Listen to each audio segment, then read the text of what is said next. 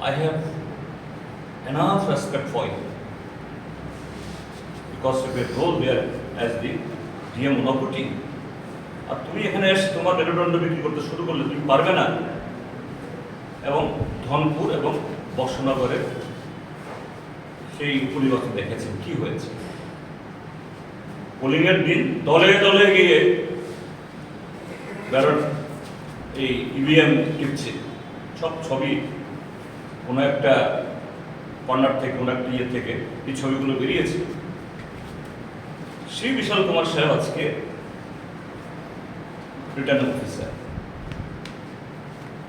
সেদিন 5 জনের বেশি যেতে পারে না নমিনেশনে, 30 জনের উপরে বিজেপির নেতা কর্মীরা গেছে।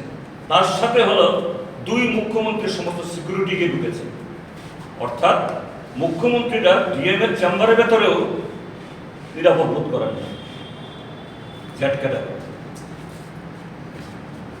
আমরা দিয়েছি ইলেকশন কমিশনকে, আমি এই ডিএমকে আরওকে সরাতে বলিনি, কিন্তু বলেছি whether this RO would be in a position to conduct a fair play। এবং এই ক্ষেত্রে আমি বলছি যে কথাটা বললাম, এই যে কেবল চ্যানেল, এখনো কয়েকটা কেবল চ্যানেলের কানেকশন দেওয়া হয়নি। আরওর কাছে যখন গেছেন, ডিএম এর কাছে বলছেন না চাপ আছে, দেওয়া যাবে না। আরে how can an officer say like this? চাপ আছে, তুমি কালেক্টর,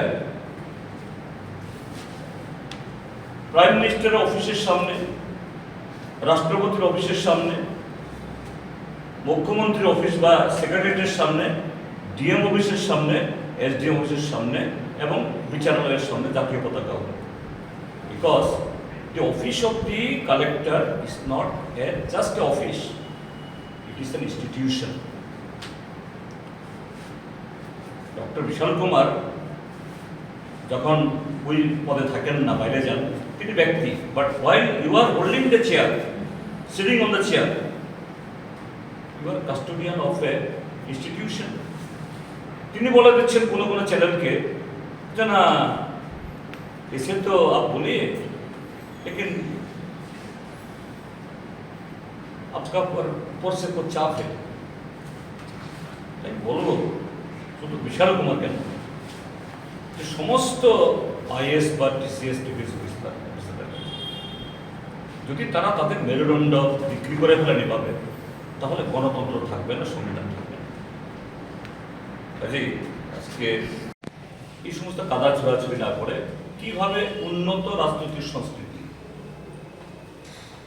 যেমন মুখ্যমন্ত্রী একটা কথা বলেন, মোদিজির চিন্তাকে আমরা বাস্তবায়িত করব, এত কোনো আপত্তি নেই।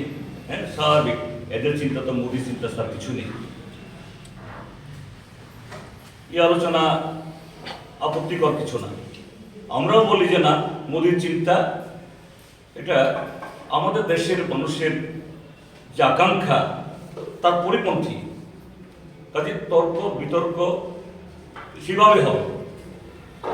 কাজেই সবার এই চেষ্টা হোক যাতে, কারণ নেতৃত্ব যদি সেখানে হাঁটুর নিচে নেমে যায়, তখন তার সমর্থকরা এবং এরকম সুবিধাবাদী সমর্থকরা এরা আরও নিচে নেমে যায়, এটাকে কন্ট্রোল করা যায়।